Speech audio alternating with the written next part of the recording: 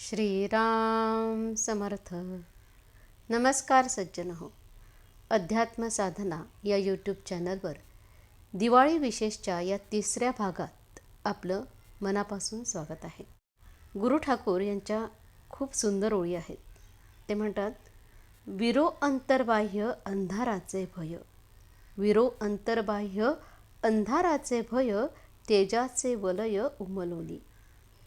उजळो अंतरी जाणीवेची ज्योत, जुळो गणगोत चैतन्याशी.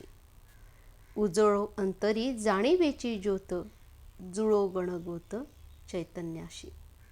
त्या परब्रह्माशी, चैतन्याशी, आपल्या सद्गुरूंशी आपलं जेव्हा गणगोत जुळतं तेव्हा आपल्याला प्रत्येक दिवस हा दिवाळीचा असतो. दिवाळीचा चौथा दिवस म्हणजे बलिप्रतिपदा.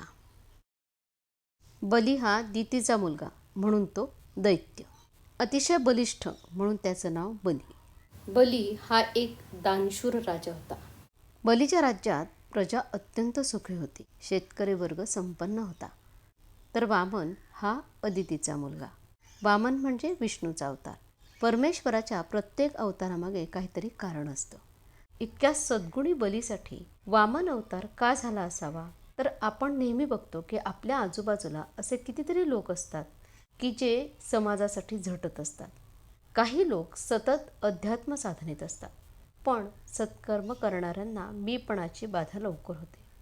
परमार्थातही मी साधन करतो हा सूक्ष्म अभिमान असतोच. या कारणास्तव बली सप्तचिरंजीवांपैकी एक चिरंजीव मानला जातो. कारण ही वृत्ती जी आहे ती आजही कायम आहे. श्री महाराज म्हणतात, मीपणाची, अभिमानाची पूर्णाहुती देणं हाच खरा यज्ञ आहे. बलीला सत्कर्माचा अभिमान होता. वामनाने बलीला पाताळात पाठवलं ही दंतकथा आपल्याला माहिती आहे. त्यात वामनाने त्रिपाद भूमी मागितली असा उल्लेख आहे. पाद हा संस्कृत शब्द आहे. या शब्दाचे दोन अर्थ होतात. एक म्हणजे पाय आणि दुसरा म्हणजे वर्तुळाचा 1/4 भाग. हे एका श्लोकाद्वारे समजून घेऊया. श्लोक असा आहे, आचार्यात पादमादत्ते, पादम शिष्य स्वमेधया, कालेन पादमादत्ते, पादम स ब्रह्मचारिभिः. यात शिक्षणाचं वर्तुळ कसं पूर्ण होतं हे सांगितलं आहे. पाद म्हणजे 1/4 भाग. शिक्षणाचा 1/4 भाग हा आचार्य म्हणजे शिक्षकांकडून मिळवावा. 1/4 भाग हा स्वप्रतिभेने, स्वतःच्या बुद्धीने ग्रहण करावा. 1/4 भाग हा कालानुरूप मिळवावा, म्हणजेच अनुभवातून शिकावं. तर 1/4 भाग हा सहाअध्यायी म्हणजे आपले सहपाठी, आपले वर्गमित्र, आपल्या आयुष्यात येणारे आपल्या आजूबाजूचे लोक यांच्याकडून शिकावा. अशा प्रकारे शिक्षणाचं वर्तुळ पूर्ण होतं. यातून पाद म्हणजे 1/4 भाग असा अर्थ आपल्या लक्षात येतो. आता हे बलीला माहिती नव्हतं का? पण आपण व्यवहारात बघतो की अहंकारी लोक नेहमी अविचाराने वागतात. आपल्यापेक्षा वयाने लहान पण बुद्धीने वडील असलेल्या लोकांना ते ओळखत नाहीत. बलीचंही तसंच झालं. वामन रूपात आलेल्या विष्णूला त्यांनी ओळखलं नाही. त्यानेही त्रिपाद म्हणजे 3 पावलं असा अर्थ काढला असावा आणि म्हणूनच तो फसला. असं म्हणतात की वामनाने विशाल रूप धारण केलं आणि अर्धाधिक भूखंड मिळवला. त्यानंतर त्याने बलीला पाताळात ढकललं. यातलं गमक समजून घेऊया. वामनाने बलीला त्रिपाद म्हणजे 3 खंड भूमी मागितली. हे 3 खंड कोणते? तर आशिया, आफ्रिका आणि युरोप. बलीचा आणखी एक दोष असा की त्यांनी गुरु आज्ञा पाळली नाही. त्याच्या सद्गुरूंनी त्याला सांगितलं होतं की काहीही दान द्यायच्या आधी विचार कर. आपल्या गुरूंची ही आज्ञा बलीने पाळली नाही. त्यामुळे त्याच्यावर अधोगतीची पाळी आली. अहंकार हा इतका खोल गेलेला असतो की मला कसलाच अहंकार नाही असं आपण म्हणतो. हे म्हणणं सुद्धा अहंकाराचंच आहे. हे देखील आपल्या लक्षात येत नाही. बलीचंही तसंच झालं. बाबा बेलसरेंचे एक छान वचन आहे, अभिमान शत्रू मोठा, सर्वांना जाचतो सुखाशेने, हाची सुबोध गुरूंचा, मारावा तो समूळ नामाने. सतत नाम घेत गेल्याने आपल्या मनात एक गोष्ट पक्की होईल, तीही की मान मरातब, धन, संपदा या सर्व गोष्टी क्षणभंगूर आहेत. हे पक्क झालं की त्याचा अभिमान होणार नाही. बली हा जसा दानशूर, प्रजादक्ष, कर्तृत्ववान राजा होता, तसा तो स्वाभिमानीही होता. तो एका बोटीत बसून निघून गेला. तिथे त्याला एक जमीन मिळाली. तिला त्यांनी सुपीक बनवली. त्याचं नाव ठेवलं सुतलं. त्यानंतर त्याने त्याच्या राज्याचा विस्तार केला आणि त्याची नावं ठेवली अतल, वितल, तलातल, पाताल असे 9 भाग, म्हणून नवतल तयार झाला, म्हणजेच आताची दक्षिण अमेरिका. तुम्ही गुगलवर सर्च करून बघू शकता. वामन हा बलीचा शत्रू असं आपण समजतो आणि कपोलकल्पित कथा रचतो. पण जर इतिहासात ही घटना घडली नसती तर दक्षिण अमेरिकेचा शोध लागला नसता. हे माझं संशोधन नाही, तर आदरणीय डॉक्टर PV वर्तक यांनी हा शोध लावला आणि पौराणिक कथांकडे बघण्याची नवी दृष्टी आपल्याला दिली.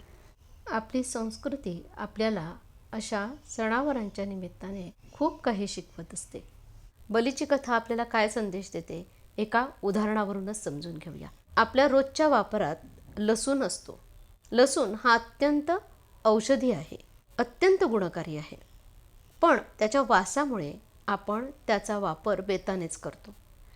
एका उग्र वासामुळे जशी लसूणाची किंमत कमी झाली, त्याचप्रमाणे एका दुर्गुणामुळे अनेक सद्गुण झाकल्या जातात.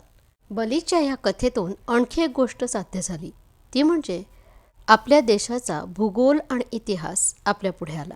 या पावन पर्वाच्या निमित्ताने बलीच्या गुणांचा स्वीकार करूया आणि अवगुण म्हणजे अहंकाराचा त्याग करूया. बलिप्रतिपदेच्या दिवशी बली भूतलावर येतो अशी आख्यायिका आहे. कार्तिक शुद्ध प्रतिपदेला त्याची पूजा करण्याची प्रथा आपल्या संस्कृतीत आहे.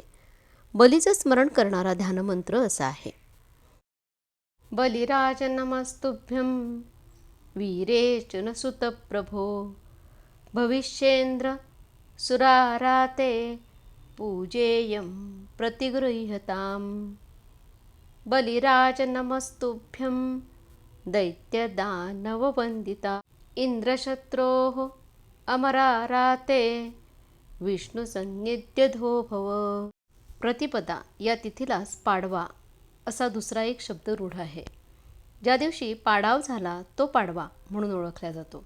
वामनाने बलीवर विजय मिळवला म्हणून तो पाडवा. जसं रामाने रावणावर विजय मिळवला, त्यानिमित्ताने गुढ्या उभारून पाडवा साजरा झाला. विजय मिळवल्यावर श्रीराम अयोध्येला परतले तेव्हा दिवाळी साजरी झाली.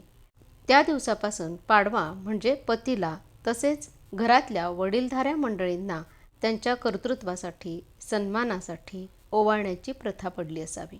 भाऊबीज म्हणजे कार्तिक शुद्ध द्वितीया म्हणजेच यमद्वितीया. संस्कृतमध्ये द्वितीया या शब्दाचे 2 अर्थ आहेत. द्वितीया ही तिथी, तर दुसरा द्वितीया म्हणजे पत्नी. भाऊबीज म्हणजेच यमद्वितीया. यम म्हटलं की आपल्या डोळ्यासमोर अक्राळ विक्राळ पुरुष उभा राहतो. पण यम म्हणजे यमधर्म. यम म्हणजे यमन करणारा, मृत्यू देणारा, मारणारा. आणि धर्म म्हणजे धारण करणारा. म्हणजे आपल्याला धारण करणाराही यमच आहे आणि मारणाराही यमच आहे. जीवन आणि मृत्यू याला कारण आहे तो यमधर्म. हेच परब्रह्मतत्व आहे.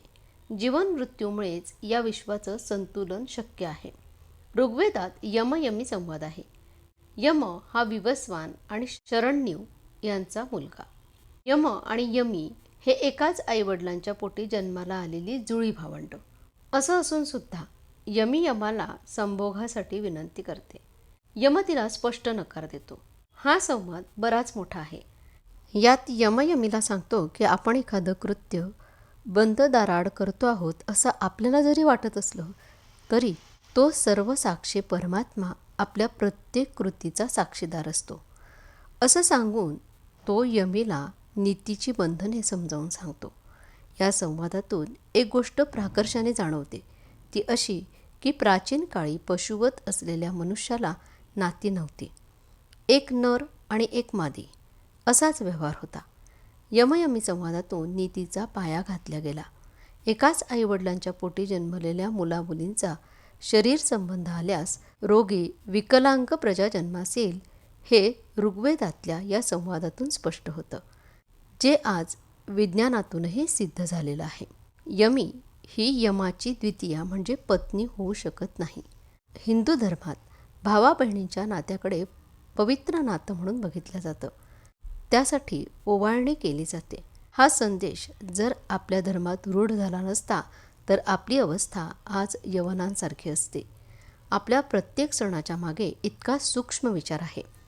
या सगळ्यांचा विचार करत असताना एक गोष्ट कायम जाणवते की आपला हिंदू धर्म आपल्याला प्रत्येक घटनेकडे डोळस वृत्तीने बघायला शिकवतो आणि म्हणूनच आपण काया वाचा मनाने इतरांच्या तुलनेत जास्त सक्षम आहोत. इतक्या आक्रमणांनंतरही आपला धर्म, आपली संस्कृती टिकून आहे.